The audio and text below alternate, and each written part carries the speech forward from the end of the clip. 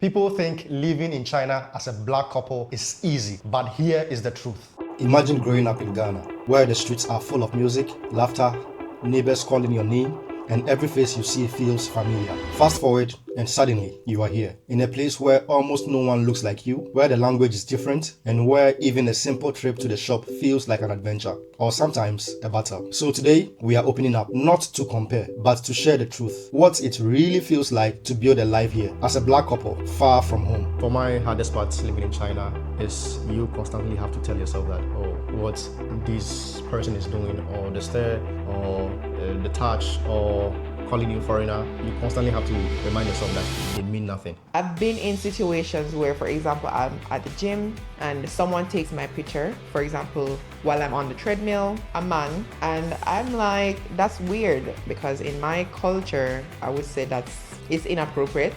And to be honest, I've been in situations where I've had to actually go to the person and be like, that's inappropriate. One of the major differences, I would say, it's transportation. It might seem simple, but the reality is, if you don't have a car in China, your life is not stressful. It's quite convenient to take the subway, the bus, you go on your phone, you order a taxi, the taxi comes, no problems. But on the other hand, Jamaica, for example, if you call a taxi, the taxi will come, yes, but we don't have like a mini program where you can go on the app and just put in your location and it's smooth like that. You have to actually call the taxi company and say, I want to go from here to here, what's the cost? Maybe you call today, they say, oh, it's 800. Maybe you call tomorrow, they say it's 900. So you just never know. We also don't have subway in Jamaica. You just have to rely on taxi, which is most of the taxis too, they are not under the government. So sometimes they might give you incorrect price or a high price and you just can't do anything about it. As it relates to buses, we do not have enough, and the buses that we do have, they don't go to everywhere in Jamaica, so they have specific routes. And then we have the mini buses and the coasters, which is also limited, especially if you live like in the countryside, the rural parts of Jamaica. So if you don't have a car, it's quite stressful. The railway system in China is quite efficient. You can just go to the railway station. Firstly, you go on your phone, oh, I want to go from here to here, and it just comes up with all the available trains. You get to the railway station, you check in, and just like that, you get to board the train and you go. It just works. Yeah, and I remember when we were in Jamaica, I think we wanted a bus to go somewhere to a tourist site, and we had to wait for hours only to be told that that particular bus wasn't working on that day. But in China, you know that when you wake up, you go to the bus stop, definitely the bus is going to come and pick you to wherever you are going. So transportation is much more convenient here in China, and that is why we love China so much when it comes to convenience in transportation. There are times where you don't want to cook at home, you just want something very easy and something that arrives on time. In China, you don't have to think about that, because definitely you're going to get something online to buy, which is going to come to you right where you are on time without you cooking. But in Ghana, even though the food delivery system is developing, but it's still not fully developed, and you could order food and it's going to take so much time and you're not sure of the time it's going to arrive. But here in China, just order, make payments. In Ghana, it's either you cook or just go on the road to get something to eat. Otherwise, you're gonna die of hunger. In Jamaica, as you said, the delivery system is also developing in Jamaica. We have riders, but they are so few that you might order something and it doesn't come till hours later and it might be cold. But here we have so many delivery riders, like 30 minutes later, the food is here, like they're calling you, hey, you have a delivery. And even with like supermarkets and stuff, if you don't want to go grocery shopping, you can also go online and just choose the grocery shop. They package it and send it to you. And you don't have to worry like, oh, maybe they're gonna send some rotten meat or some spoiled fruits and vegetables. They are going to send you the very best. So they're not gonna send you something and you're gonna be like, oh, why did I buy this? It's not what I wanted. You're never gonna have that problem. Like for us, actually. We've never experienced that. Yeah, the reason why it looks like things, they want to send things in its perfection is because of the competition here. There are a lot of convenience shops and everyone is fighting for customers' trust. So each and every shop is making sure, even if it's a small shop, they want to make sure they fulfill customers' demands. So you are sure that you're getting the best out of everything that you buy, for most cases actually. You've heard the rumors, China being cashless. It is actually true. I couldn't tell the last time I actually saw physical cash. We use our phone to pay for everything. And when I say everything, I mean every single thing. When I'm leaving the house, I just need to have my phone. I don't need anything else. As opposed to if I'm anywhere else, Ghana or Jamaica, I need to make sure that when I'm going out, I have my bag with my purse inside, cash, card, just to be on the safe side. But here, if I am paying bills, for example, I just go in the mini program, select light or water, electricity or water, and I just pay. Like, it comes directly to my phone. And it's the same for gas. I don't know how to do it, but it is top notch. So easy. It makes every single thing so much easier. In Jamaica, for example, you could go to somewhere, a business place, oh, I want to buy something, and they tell you, oh, the card machine is not even working. That's why too, you have to not only rely on your card, but also have cash. In Ghana, digitalization is coming up, but it is still at its early stages. In Ghana, we have like mobile money payments, and then you could also pay for electricity bills online and all that, but they are still in their early stages, and sometimes they can be a pain. But in China, you're sure that no one needs your cash. Anywhere you go, even if it's a very small shop, you are sure that they have Alipay or WeChat Pay. In Ghana specifically, you would have to go to the bank to make a lot of transactions, even though these days the bank is trying to put a lot of things on their mobile apps, but you still have to go to the bank to do a number of transactions. And sometimes you're just not in the mood to go out, or you are busy in the day, but you still have to, but in China, you are rest assured that you can do most things online. If you have to go to the bank, then it has to be something that is very serious. One of the things that I would like to add is, in Jamaica, the banks close at 2:30 p.m. Like, it's crazy. On Fridays, they close at 4:30, and that's all banks, okay? And I think, like, what about the rest of the day? People have things to do. So if I'm supposed to be at work and I need to go to the bank, how do I get it done? I have to miss work just to go to the bank. But here, for example, I can go to work, and if there's something that I need to do at the bank, I can go after work, because the bank closes at 5, 6 here in China. A lot of the banks close at 5, 6. So I get off work around 4:30. I can still make it to the bank and do what I have to do. So when they close at 2:30, what time does the bank close in Ghana? In Ghana? Yeah. Yeah, 4:35. Okay, that's not bad. But the Jamaican time is quite some way. Yeah, probably you also have to take into consideration the terrain.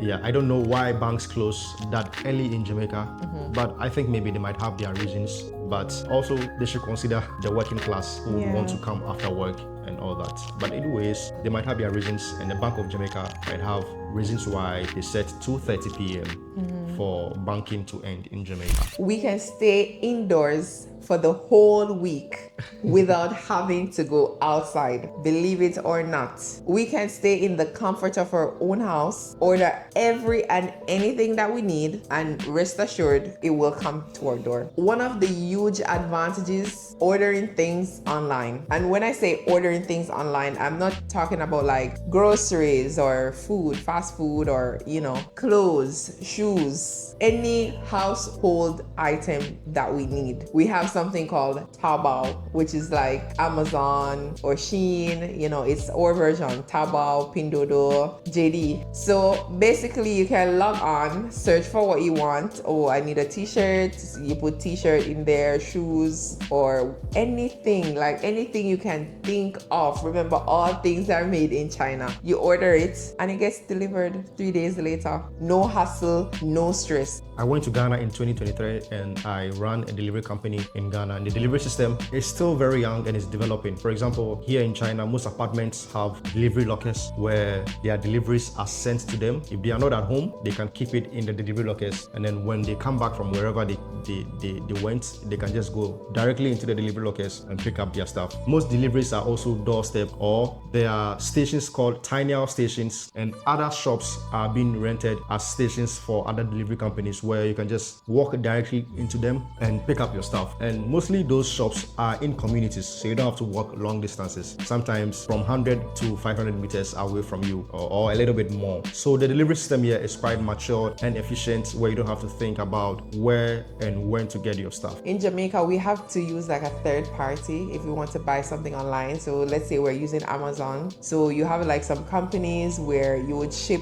to that company, they would receive it in America, and then they would bring it to Jamaica. So you not only pay for the package, but you also pay them to bring it to Jamaica for you. And separate and apart from that, the government has like this limitation where your order cannot be over $100. So you cannot buy anything that's more expensive than that. And up until recently, this year, I believe it was $50, and it has been $50 for years. So just imagine you want to buy some things, like let's say you're decorating your house and you want to buy some things, then you can just buy $50 worth. Not even 50, but 49.99 is better, it's safer. Most of the reason is because China manufactures a lot of things. So there are a lot of manufacturing hubs and a lot of shops that have everything that you need. But in Ghana, most of the shops would have to import the things from abroad. And then in Ghana, you might get a lot of things, but there are other things you would want to import yourself.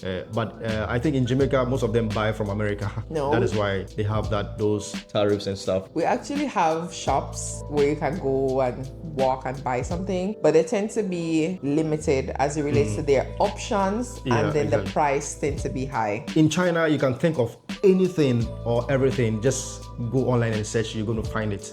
But sometimes in Ghana, you are thinking of a certain tool or a certain equipment, you just don't know where to find it, and you can't go online to also search it. You can go on Instagram, but you still wouldn't be able to find it, and you have to think of importing. That is one of the convenience that China affords us as a black couple living here in China. We've mentioned a lot of good things, so you would think, oh, life is easy, life is smooth, there are no problems. But here's where you're wrong. One of the biggest challenges we face here in China is the language barrier. Living in a country where you do not speak their main language can be like an adventure. Having to navigate their country while not being able to speak fluent Chinese can be rather difficult. Most of us foreigners have learned the Chinese, but everyone has their level of fluency when it comes to speaking Chinese. Some might be very good at it, others might not be so good at it. But no matter how good you are at speaking Chinese, you will still face some difficulties when it comes to communicating with Chinese. You would find yourself in certain difficulties, even if your Chinese is very good. Sometimes it could be very frustrating. You want to move from point A to point B. You want to ask for direction. You are in difficult need and you just need someone to help you out. You just want to make some friends, but it becomes so difficult. And this is due to your inability to communicate fluently with the Chinese. The problem is not only your inability to communicate, but also the culture. For example, are you able to joke in Chinese? You might be able to speak Chinese, but how you joke in your own language might be completely different. There are certain things that in your country you might find it funny. For example, in Jamaica, in Ghana. But in Chinese culture, it might be considered as an insult. Yesterday, Babe ordered a drink,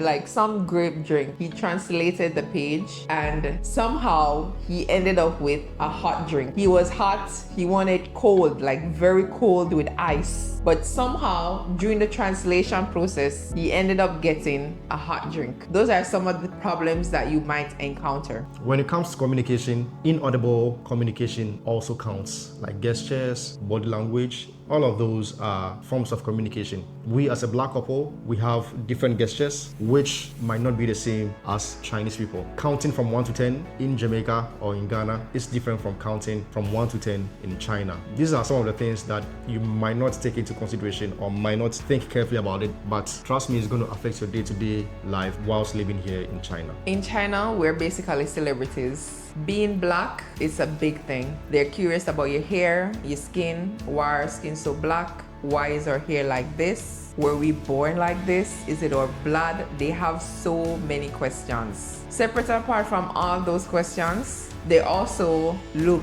like they stare. Why are you this way? They just can't understand it. And they are curious they're trying to figure out why is it this way, why are we this way, and honestly we can't answer their questions. No matter how often you answer, like the questions, they just keep coming. Even though most of them are just curious, but they also might not think about how it makes us feel. For them, it might be just a normal question. For them, it might just be a touch, or it might just be a stare. But emotionally, sometimes we get drained out and we get tired of some of these things. Even though some of them have no bad intentions about what they do, but some also do. Just recently, my wife and I traveled to a place, and when we got down from the train, she was complaining about a woman who didn't want her to touch her. He didn't want skin-to-skin touch with my wife, or didn't want to sit beside my wife. Some of these things are clearly not acceptable. But other times, it might be just a stare, or it might just be out of curiosity. So we have lived here in China for a while, and we've learned to adapt to some of these things. There are some we don't take to heart, but others we see through it because we know the difference between they being curious and then they just being ridiculous. Being able to draw between the two has helped us a lot, and we've been able to live here nicely without having any issues with them. Also, we've been able to brace ourselves up emotionally with some of these things. Some foreigners try to brush some of these things off, saying it is nothing. It will be nothing for a while, but as time goes on, you will definitely be tired with some of these things. It might break you down emotionally. So we have braced ourselves to accept these things as our fate whilst living here in China. To be honest, sometimes it's hard, and sometimes you're just having a bad day, and it's like something happens and it sends you over edge. But we try to deal with it. For me, for example, I would think there are certain places that you wouldn't want to record someone, you wouldn't want to take their picture.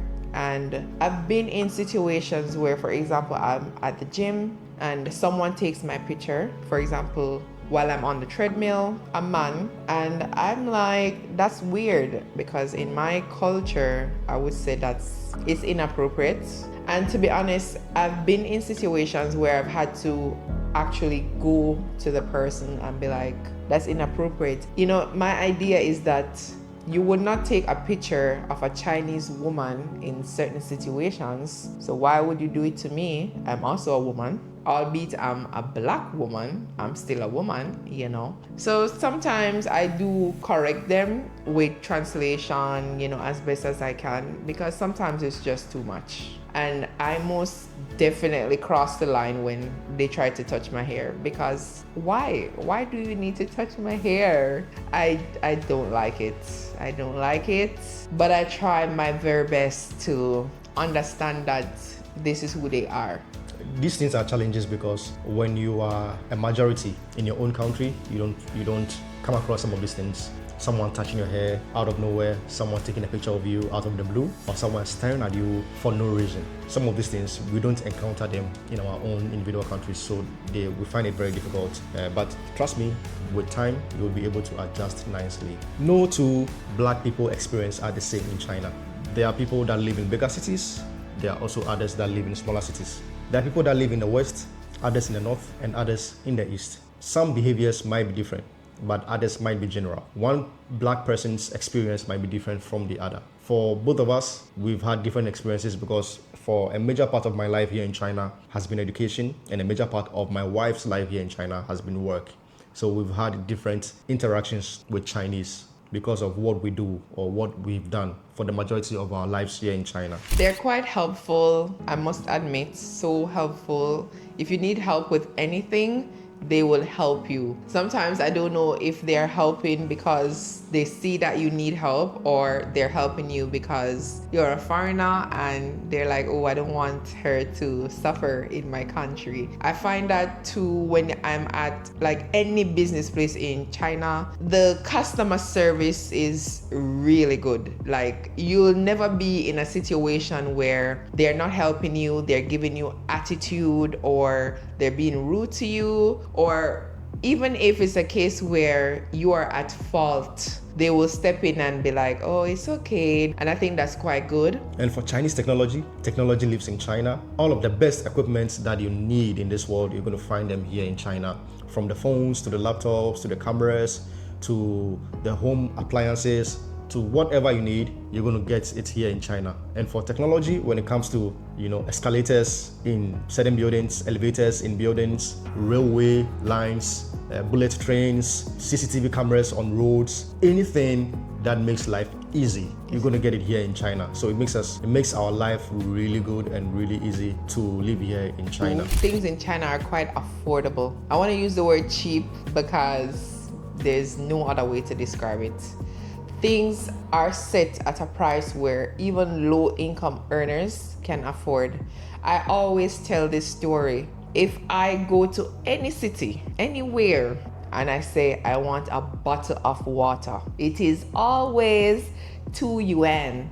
And some people might look at that and be like, oh, but that's nothing. But the reality of it is that in Jamaica, I can go to 4 different shops to buy the same bottle of water, and every shop is going to give me a different price. Every single one. It is even worse if I go uptown or somewhere like the airport to get that same bottle of water. It is probably 5 times the price, believe it or not. So I like the fact that prices are set at a place, like there's a line. It even makes life convenient because the reality of it is that if I go to the market, for example, and I want to buy tomato, I don't have to go from one market lady to the next market lady to say I'm comparing the price. If I see the first vendor selling tomato, I can just buy the tomato and go about my day. I don't have to walk all the way in the market to say, okay, if I go deeper in the market, it will be cheaper. But in Jamaica, I have to do that. I can't buy at the front of the market because the front of the market, the price is very high. Not only that, but they also do something to the scale where you might not get your correct weight. So you have to go all the way in the market at the very back where you can find the cheaper products. For my short time in Ghana, I found things to be priced reasonably okay. Babe would always say to me that, oh, things are expensive, and I just could not see it, When we went to Jamaica in January of this year, he completely changed his whole statement to actually see the huge differences in the price. And that is one of the huge perks for us and for many other foreigners who live here. Things are so cheap. Everyone can afford to live a good life. What is your hardest part about living here in China? The hardest part about living in China, and it makes me so emotional, is being away from family and the friends. Sometimes it's lonely. Even though you have interactions with other people, it's not meaningful relationships. Like, I feel like there's no substance. We're in the same place at the same time, and maybe you think you can get something from me. It's more like transactional, but like it's not deep, and separate from that, we're away from family, missing out on important moments in their life. They are also missing out on important moments in our life, and sometimes it's overwhelming. So yeah, I would say that is the hardest part about living in China for me. For my hardest part living in China is you constantly have to tell yourself that, oh, what this person is doing, or the stare, or the touch, or calling you foreigner, you constantly have to remind yourself that they mean nothing. Mm-hmm. Even if they mean something, you can't do anything about it. So you just have to keep telling yourself that, all right, they mean nothing. All right, I'm still adapting. I need to be strong. Most of the times you have to be telling yourself that, and it drains you sometimes, but sometimes you just have to pick yourself up and keep moving and focus on whatever you are here doing. So for me, that is the hardest part living here as a minority in a country with more than 1 billion people. It gets difficult sometimes, to be frank.